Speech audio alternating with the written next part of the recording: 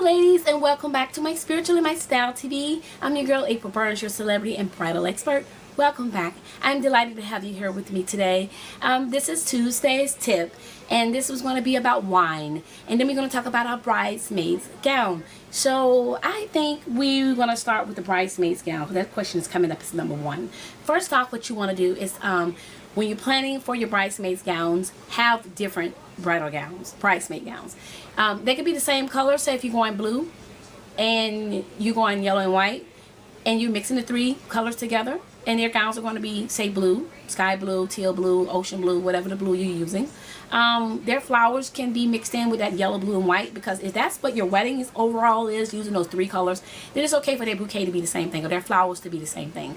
You can do a yellow sash around the blue gowns.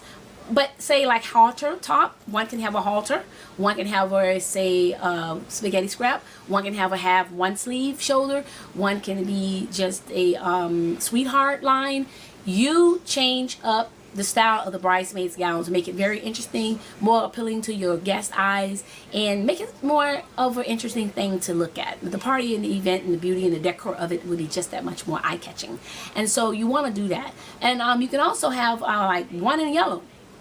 And her sash can be blue, her shoes can be blue, and she coordinate her shoes and sash would throw off from the other blue dresses, while her yellow throws off from the flowers and throws off from the other girl's blue yellow sash. You see what I mean? You got three, say you got three in the bridesmaid gowns wearing blue, and they got the yellow sashes, blue shoes if you will, or yellow shoes. I would say blue. And if you got one in yellow but her sash is blue and her shoes are blue, see my point? She got the opposite of what they're wearing, and they have the opposite of what she's wearing, and so it still coordinates. So you can do that. That's one way you can do it versus many other ways. But I recommend you do that because, again, it's more interesting, and then they kind of blend in better with all of your other decorations and all of your other colors, and it makes for better. And what to do with the bridesmaid gowns if they've paid for them or if they rented them. If you rented them, you want to clean them and take them back to the rental store clean and fresh. Don't take them back not clean, of course. Even if they don't tell you, I would always recommend to just do it. It'll be courteous to do that because you got to remember they have to pay for that to get it done, and if you can help them, that'll be great. Purchase insurance just in case you damage the dresses. You'll have the dresses already protected, so if anything happens at all, you'll be able to be responsible on your end as well. And it's not so much money coming out of the cleaner's pockets or the rental store's pockets. It'll just come out of your pocket, and it's just saying you're being responsible. And again, remember to do that, and try to do it within a week, again, because like I said with the bridal gowns, any stain in the dress within a week, it's really that hard to get out. So, and if you're going to take them to a cleaner's, take them to a cleaner's that specialize in bridesmaids and bridal gowns. Don't just take them to any old cleaners. It's okay, but you don't want to, if you want to get it back stained and not clean and probably looking like you took it from the beginning, it's not going to be any different, and you don't pay all this money for what? For the dress not to even be clean. And then you got to take it back to the rental place, damaged, if not dirtier than what it looked, or say you don't get it dirty, but hope you don't get it dirty.